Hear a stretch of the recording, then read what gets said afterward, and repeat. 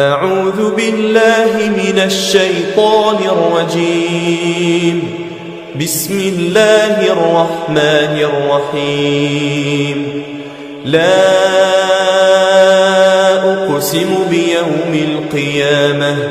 ولا أقسم بالنفس اللوامة. أيحسب الإنسان أن لن نجمع عظامه بلى قادرين على أن نسوي بنانه بل يريد الإنسان ليفجر أمامه يسأل أيان يوم القيامة فإذا برق البصر وخسف القمر وجمع الشمس والقمر يقول الإنسان يومئذ أين المفر كلا لا وزر إلى ربك يومئذ المستقر ينبأ الإنسان يومئذ بما قدم وأخر بل الإنسان على نفسه بصيرة ولو ألقى معاذيره لا تحرك به لسانك لتعجل به إن علينا جمعه وقرآنه فإذا قرأناه فاتبع قرآنه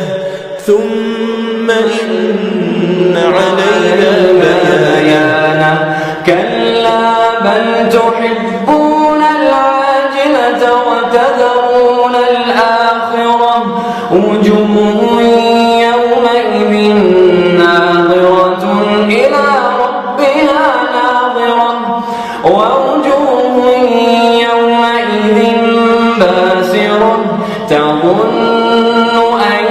يفعل بها فاقرة كلا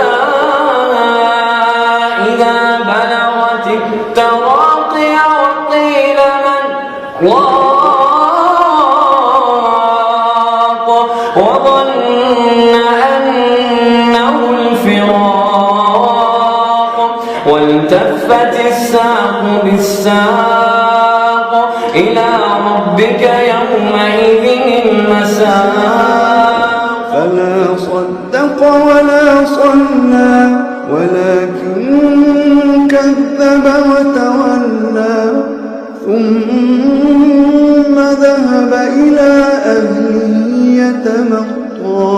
أولى لك فأولى ثم أولى لك فأولى أيحسب الإنسان أن يترك سدى ألم يكن طفة من مني يمنى ثم كان علقة فخلق فسوى